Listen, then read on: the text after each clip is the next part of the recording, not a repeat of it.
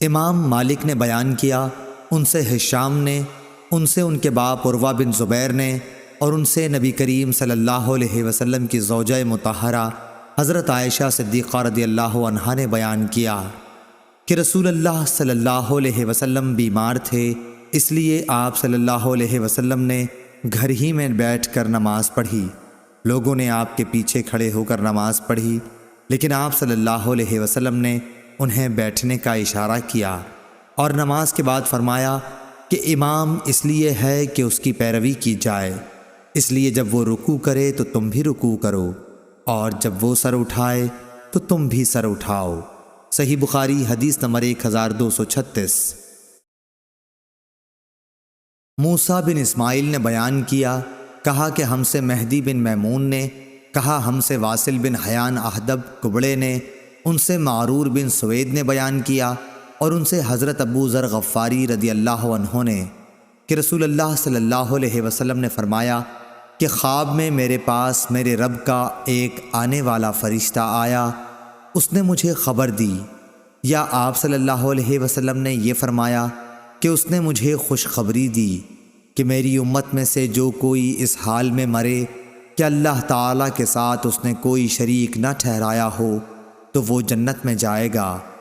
اس پر میں نے پوچھا، اگرچہ اس نے زنا کیا ہو، اگرچہ اس نے چوری کی ہو؟ تو رسول اللہ صلی اللہ علیہ وسلم نے فرمایا کہ ہاں، اگرچہ زنا کیا ہو، اگرچہ چوری کی ہو۔ صحیح بخاری حدیث نمبر 1237۔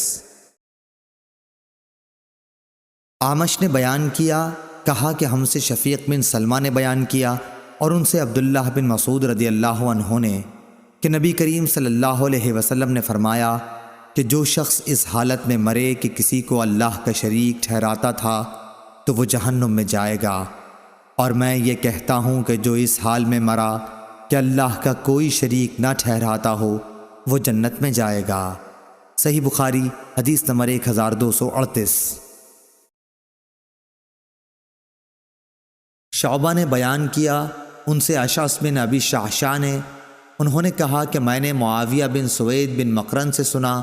وہ برا بن عازب رضی اللہ عنہ سے نقل کرتے تھے کہ ہمیں نبی کریم صلی اللہ علیہ وسلم نے 7 کاموں کا حکم دیا اور 7 کاموں سے روکا۔ ہمیں آپ صلی اللہ علیہ وسلم نے حکم دیا تھا جنازے کے ساتھ چلنے، مریض کی مزاج پرسی، دعوت قبول کرنے، مظلوم کی مدد کرنے کا، قسم پوری کرنے، سلام کے جواب دینے، چھینک پر یرحمک اللہ کہنے کا، اور آپ صلی اللہ علیہ وسلم نے ہمیں منع کیا تھا چاندی کے برتن استعمال میں لانے سے، سونے کی انگوٹھی پہننے سے، ریشم اور دباج کے کپڑوں کے پہننے سے، قصی سے، استبرق سے۔ صحیح بخاری حدیث نمبر 1239۔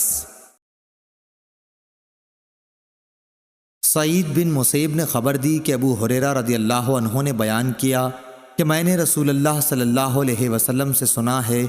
کہ مسلمان کے مسلمان پر 5 حق ہیں: سلام کا جواب دینا، مریض کا مزاج معلوم کرنا، جنازے کے ساتھ چلنا، دعوت قبول کرنا، اور چھینک پر اس کے الحمدللہ کے جواب میں یرحمک اللہ کہنا۔ اس روایت کی مطابقت عبدالرزاق نے کی ہے، انہوں نے کہا کہ مجھے معمر نے خبر دی تھی، اور اس کی روایت سلامہ نے بھی عقیل سے کی ہے۔ صحیح بخاری حدیث نمبر 1240۔